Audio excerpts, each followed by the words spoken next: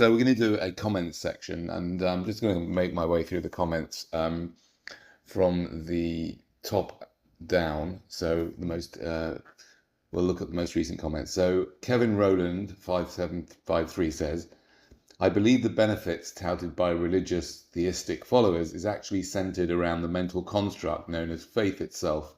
Faith is defined as unwavering belief in something despite any doubt that comes up. There's definitely bound to be some usefulness to having such a mental construct in place. When someone says Jesus strengthens me, what they're really saying is my unwavering belief in this deity gives me a reservoir of resilience to draw from. Yeah, I see religion as like stabilizers on a bicycle. You might need them when you're young because the world is a crazy place. It's very unstable. Life is unstable. So you need some structure. So you apply the stabilizers in order to get a handle of what you're doing, the riding of the bike. Once you've learnt to ride, obviously we've all been through this, the stabilizers are taken off and then you can ride on your own. So that's simply how I see it. They're absolutely unnecessary for a mature being, but maybe necessary for an infantile being. Hence our slogan, religion is for retards, because you've got to be retarded to keep the stabilizers on past a certain age and take all your dictates and directions from outside. Yeah, I mean, I just want to say one other thing is that we could be accused of being elitist and saying we're better than anybody else. Well, I can tell you from my own point of view, I am also retarded in some areas. There are many areas where my growth was stunted as a little kid, and I'm still like triggered by it and turned into a little child. Yeah, it happened the other day when we were discussing something here, and you said something to me that I didn't like, and instead of like just considering it, I just get right. That's it, and I felt this feeling in my stomach. And this is years old behavior. I haven't really completely identified where it started, but it's years old behavior. And I just went upstairs and went out of the room and had it was a very mini little tantrum, right? I didn't go smash the place up and it was just like a tiny little micro tantrum. I went upstairs and I came back down after a couple of minutes, but that was an example of retarded behavior based on arrested development. And by the way, whilst we're talking about using the word retard, we'll probably be banned from YouTube or something. That will take it off YouTube because we've used the R word, which apparently is one of those words you can't say, which to me is like, I think that is retarded in and of itself. It's so silly. That's the sort of thing in school. Oh, he called me a mare, he called me a this, he called me a that, teacher. And it's pathetic, right? And there was someone that made a comment. I'm not going to read it out now, but there's someone that made a comment saying that I'm autistic, and therefore please change the word religion is for retards. And I've always thought to myself, like, if you can't cope with a word, yeah, I mean, how are you going to cope with your autism? The least of a person's problems if they're autistic is someone using some word. Yeah, it's just that we're triggered, and then when we are triggered, we resort to infantile responses, infantile strategies, tantrums being one of them. So this is why it's retarded behavior. It's actually a retard in your development.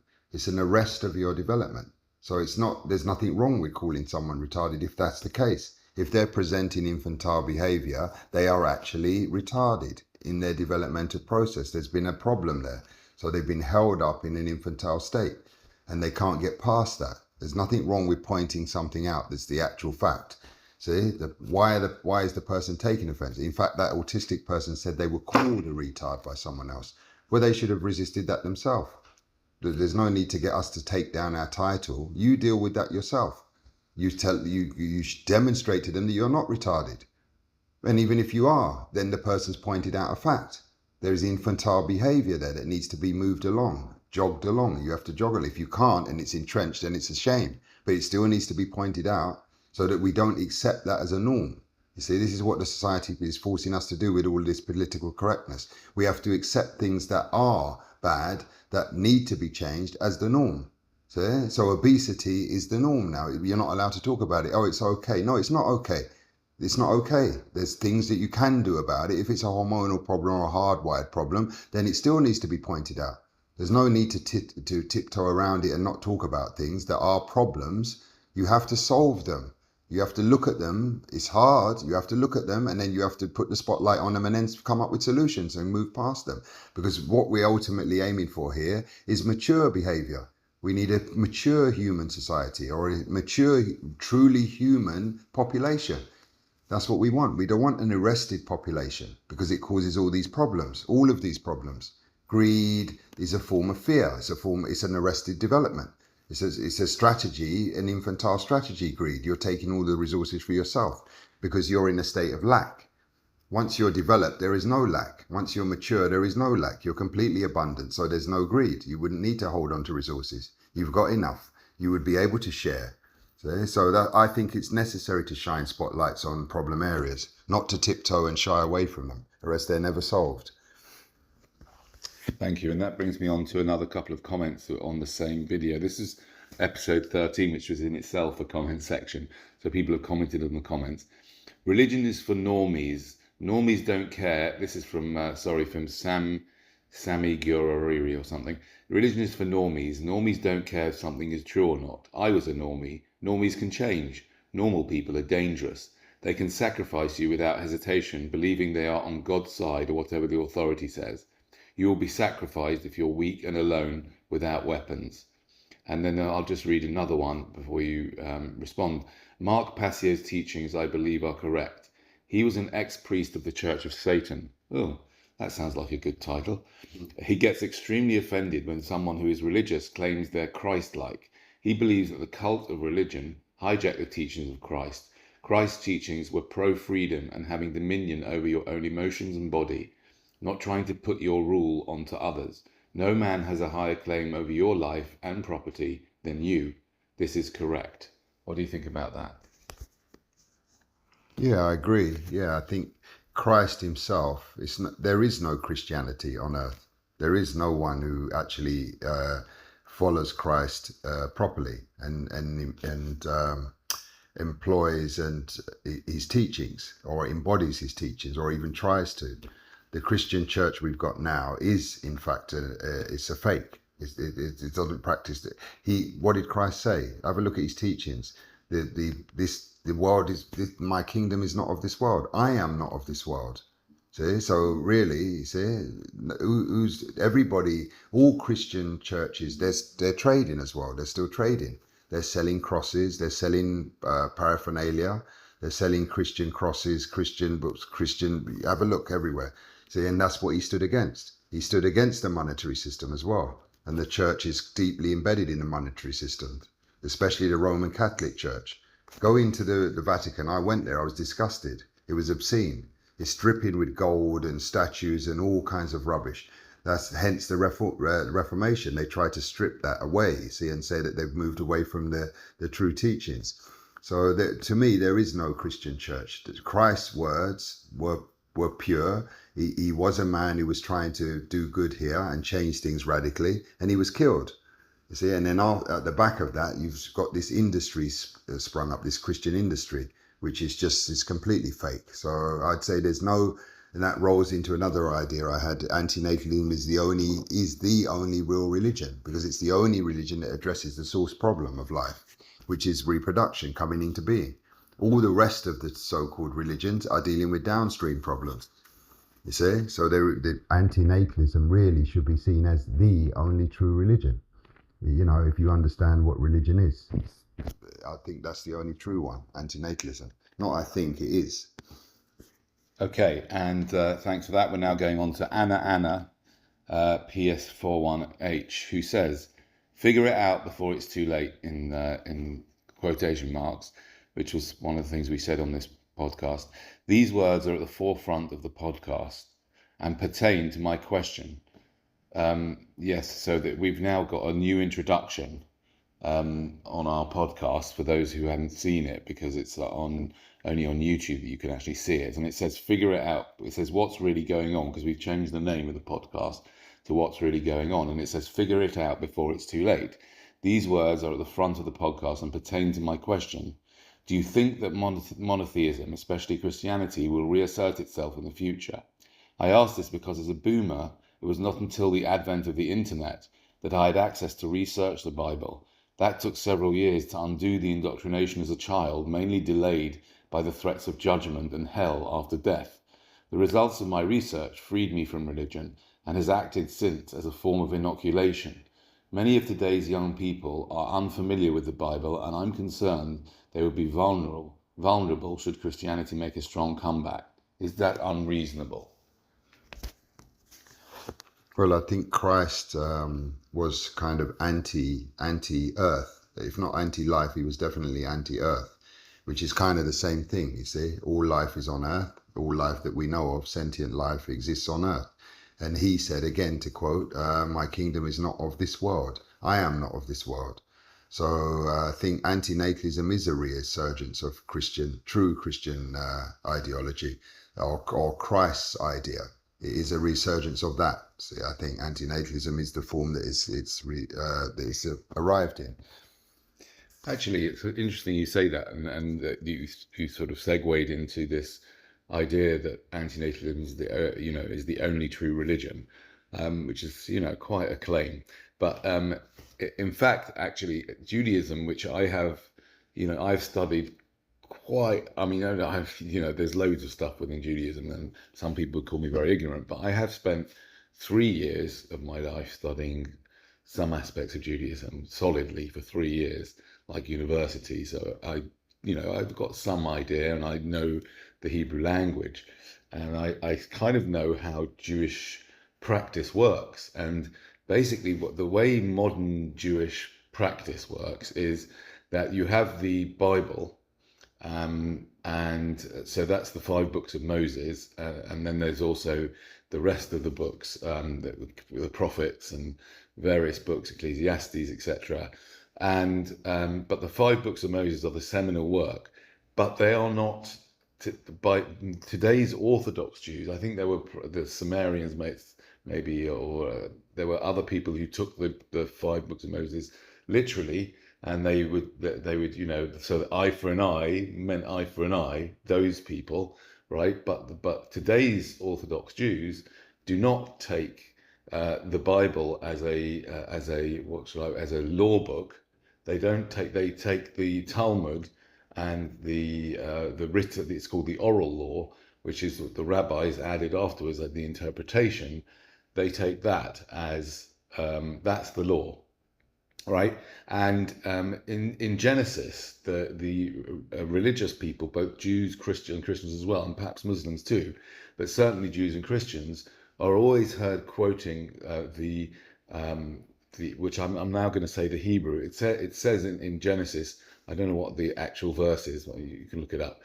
Peru uravu umilu et haaretz. That's the Hebrew, which means be fruitful and abundant and create abundance, right? So the first word, Peru, comes from fruit, peri, so be fruitful and create abundance, and revu, which is wrongly translated, so be fruitful and multiply and fill the land. That's an incorrect translation, right?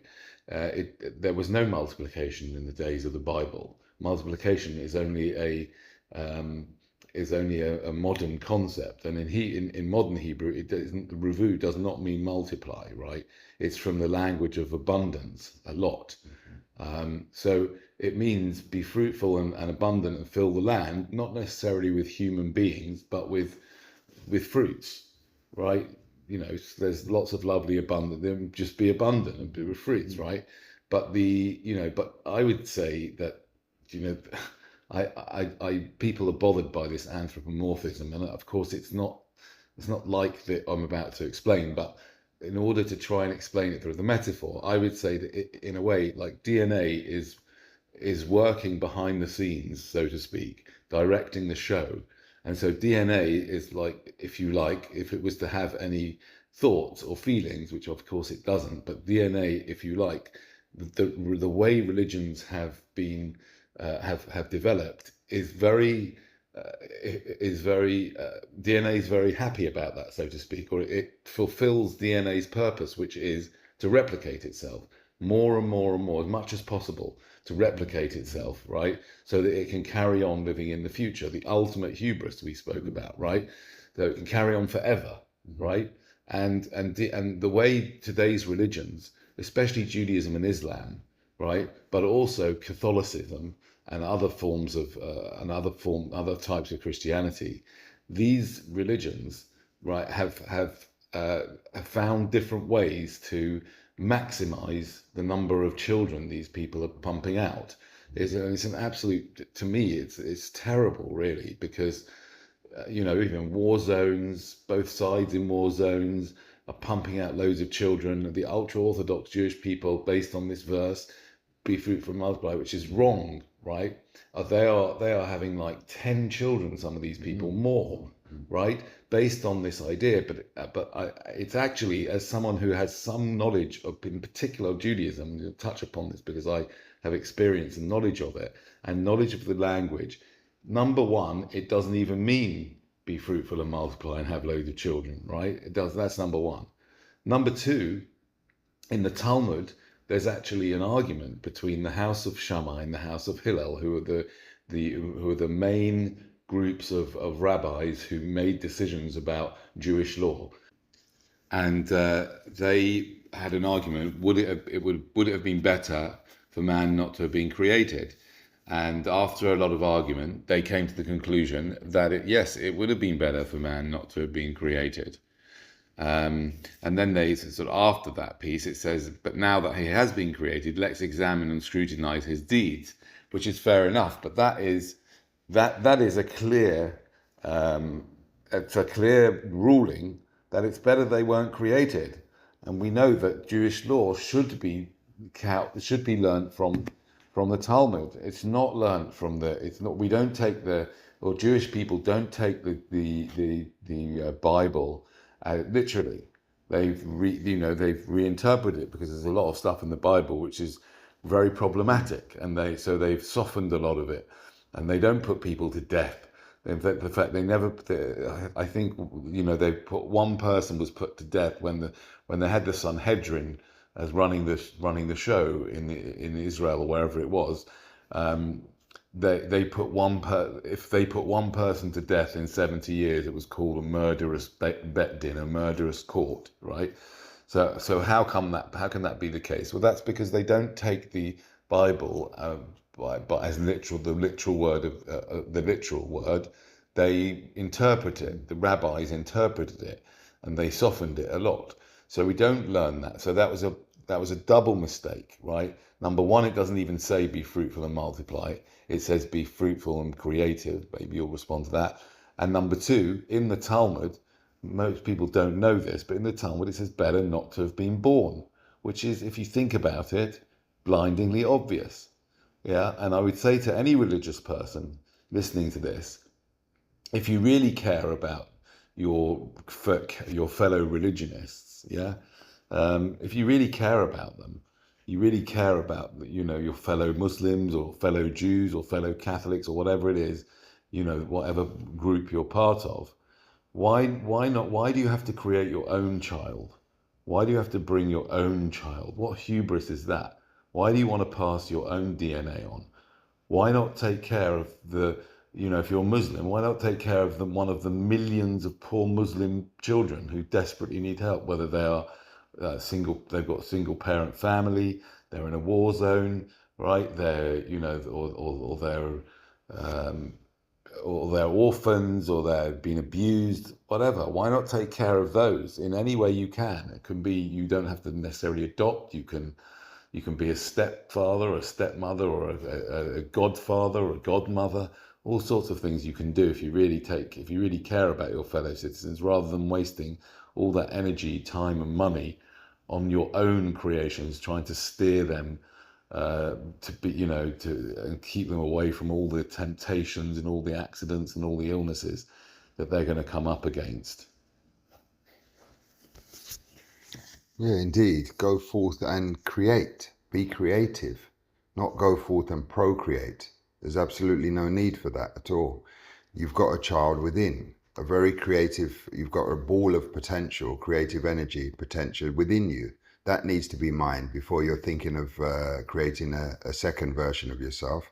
Be the best version of yourself. See, in other words, mine your potential, express it, manifest it, and you will be the best version of yourself. There's no need for another version of yourself to be created when the very child that's within you has not been loved at all, has not been taken notice of at all. You've sidelined that one in favor of creating another one when that one is not developed at all. It remains in an infantile state within you. So I'd say go forth and be fruitful for sure. Go forth and create, not go forth and procreate. There's no need for it at all. Just develop the one within, and that one will be very fruitful and very creative once it's developed. Thank you. And I'm just going to read another unrelated comment from Will Reimerhouse, who says, "Dear Daniel, I love your videos. I agree with everything you say." That's a bit concerning. Don't really want to be doing that. Not everything. "And I don't wish to put you on a pedestal," which means I'm going to do that anyway. "However, we are all lost. Perhaps, maybe I'm missing what you're saying. But how can we live our lives? We, the born people, happen to be here. What do you suggest we do? Thanks." So I would say in response that this is part of the problem, and we're all doing it, or most of us are doing it, which is keeping on looking outside of yourself for the answers to your questions instead of going inside yourself. How much time have you, as anybody listening to this, actually taken to sit quietly with yourself and ask yourself the question, what am I meant to be doing here? Right? What's to do? How should I be living my life? Why are you asking me, right, or anybody else? So that's my first point. I would say to you, are you going inside enough of yourself? My second point would be that we've kind of touched upon that with a couple of points, and maybe you know, maybe you can add to them, I don't know, but there's a couple of things that come to mind which we've touched upon several times in this podcast. Number one is you know, the slogan, why breed when you've got an inner child to feed?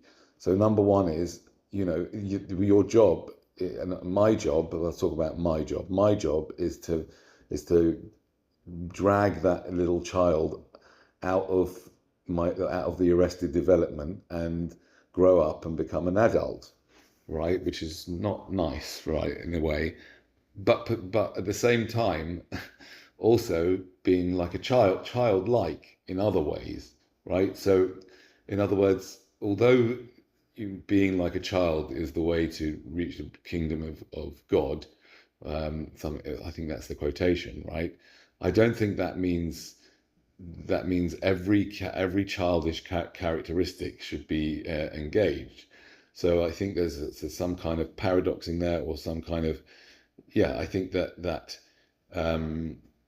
there are aspects of childishness and of arrested development that need looking at. We all have those things, right? And that should keep you occupied and keep you away from this ridiculous idea that you need to create a whole bunch of problems, i.e. a child. And you need to deal with your own child, right? So that's one part. And the other part that we've touched upon is, and I'm not really in no position to tell you what to do because I really struggle with this, but the other part is to live minimally, live like a minimalist, and the less you need in order to be okay, the better, which is just blindingly obvious, except we live in a culture that tells you the opposite. Yeah, I think Terence McKenna, when he was asked that very question by people, what should we do with our lives? His response was push the art pedal to the metal. So be as creative as you can constantly. And I would add to that, try this as an experiment. Imagine you've only got 2 weeks to live. How would that change your behavior on the ground from day to day? Imagine you really only had 2 weeks to live. See, what would you do with those 2 weeks? And that will crystallize your energy around certain things, you see, that you really are passionate about. It would just sharpen your focus on life. So you could also try it with a bit more and a bit less. Yeah, a bit more, a bit less. See how it feels, you 6 see. months, It would 3 change the months. dynamic. Of course, a year, but it's nice to compress it. A day, it's very serious, you see. Try to imagine just you're going to die at the end of this very day. Yeah. You won't wake up tonight. That could be the case. Yeah. Now, what are you going to do about that? How would it change the way you live your life? Yeah. It would change it radically, I would suggest. See, if you really take that seriously. See, imagine You're going to, the morning comes, that's your day. Now, this is your life cycle. Like many insects experience this life cycle. They only live for one day. They have to compress everything they're doing into one day, one 24-hour cycle. Now you imagine yourself in that circumstance. As you wake up at daybreak, for a start, you'd probably wake up with the sun or before the sun. You'd be awake. As soon as that sun rises, you'll be seeing it. So that's the first difference. Most of us don't wake up with the sun. We're doing it here as an experiment. We're living, Jack Cruz is a guy on YouTube. You can look him up and he advises this. He says, synchronize yourself to the sun, wake up with the sun. We've been doing that for 7 weeks, you see, and it has changed things radically for us. You see, we've got masses and loads more time in the morning to get everything done. We've been swimming, we've been at the gym and on the beach, not a gym, an outdoor gym, a monkey bar gym. We've used that to do our exercise. We've been swimming, beautiful swims in the sea, cycling, all before midday. All of this is done before midday. We've met loads more people in the morning, people who get up early to walk their dogs, etc. A whole new kind of set of characters come out early in the morning. So, I would say to that person, practice that. Go for try the 24-hour one. When you wake up, daybreak, sunrise, get up before that, and then imagine your life ending when you go to sleep, when it's sunset. See, now what would you do with that little time you've got there? How would it change things for you? And that will kind of give you some, if not, just a very interesting exercise to perform.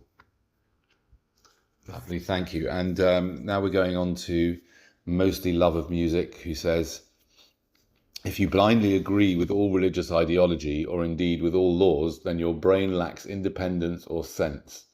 Yeah, we've kind of covered that. Yeah, I'd agree with that. Then we've got Love Thy Neighbour 22736, who says, they've realised, this is a quotation from John McCarthy, they've realised they can't talk people into breeding using the Bible, so they decided to replace God with nature and Darwin to make young fools believe that by having kids, they're going to achieve something in life. Yeah, we've come across that one before. Yeah, we've got a comment from on the episode of Wild Animal Suffering. Yeah, this is, and it's Kevin Rowland says, this is why I just can't get behind the mainstream veganism ideals. The thing seems virtuous on the surface, but followed to its conclusions, it just keeps the whole thing going.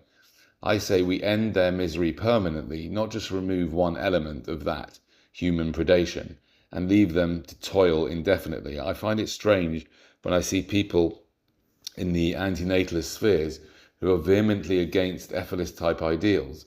It just seems like one is being both life negating and life affirming at the same time, cherry picking, if you will. What do you have to say about that?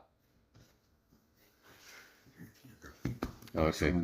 Yeah, so I think, what I'm saying is I think that the point he's making is that that people, I think what he's making is that you get people trying to preserve life, right? On the one hand, they are antinatalists, they're against the creation of new babies and new children. But on the other hand, they might support conservationists, right? Who are trying to conserve species. But when you think about it a little bit more, then all those species are also part of the whole suffering game. Someone says, yeah, I can't even watch nature, and what happens? And what is worse, people say it's just nature, planet death, cheers. So basically he's saying he can't watch these nature programs because they're so, they're so terrible. Yeah, really. So gory. Gory, yeah. Yeah, for sure. The reality, and then someone complying, Borg says, the reality is that the many don't like realism or facts to this existence. They tend to follow the herd of cattle, afraid to trust the damaged child within them. I say damaged because we were lied to from birth and onwards, as if it's true, something like that. I think I'd say what you said to DNW. I'm really not I am interested in it, but there's nothing we can do about the wider picture. The bigger, what I'm focusing on is trying to get people to understand that they've already got a child within. That's my main thrust, is to try to get people to understand that they've already got a child within. There's no need to create the external child. That's the thing I'm dealing with. If I was to choose a part of the problem to focus on, it would be that. The rest of it is so big, it's massive, and I can't see what to do about it. Animal suffering, insect suffering, it's massive. DMW raised that and said that we're myopic. We're not myopic, we're just limited. You see, we can't. If we expand ourselves to that degree, then you lose the focus on the things that you can do. Circle of concern is what I'm about. You see, circle of influence rather. I might be able to influence people. See, to see that they've already got a child within, it's actually ridiculous to produce an external one when the one within is not even raised properly. So I might be able to convince some people on earth that that's the case, and that they should stand down this need to produce an external child.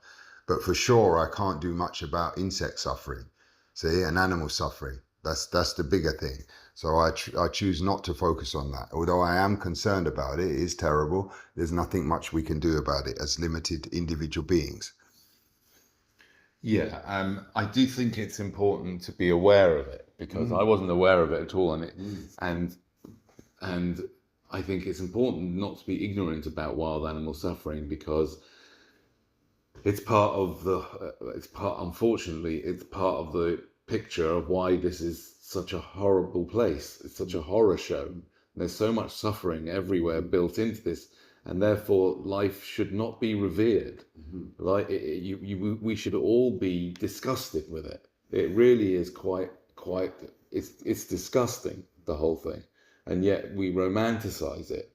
And I think it's important that we are aware in the background, so we never lose touch with that whole madness, because that's in that when we are in touch, at least in the background, then hopefully that should, although it often doesn't, prevent us from bringing human beings into this mad horror show. Into this horror show, I agree. Yeah, for sure.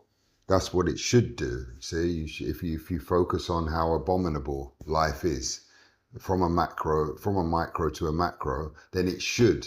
You see, anyone who truly loves children would never bring a child into this arena of suffering. And that rolls into my thing of, if you were doing a life sentence on death row, would you bring your child in to do it with you, the sentence? You see, and most people, unless they're completely insane, would say absolutely not. But you're doing that every time you give birth to a child. You're bringing them into an arena of suffering. See, but it should stand that mechanism down, but it doesn't. In the majority of people, it just keeps running. You see, they'd say, "Oh well, this is life, and I'm going to have a child anyway." So this is why I try to focus on trying to redirect people's attention to the one they've already got on board inside, and be the best version of yourself by parenting that inner child properly. And just to finish off, if you've got any comments on the comments, please do share your opinions, questions, ideas, and we will comment on the comments when we get some time.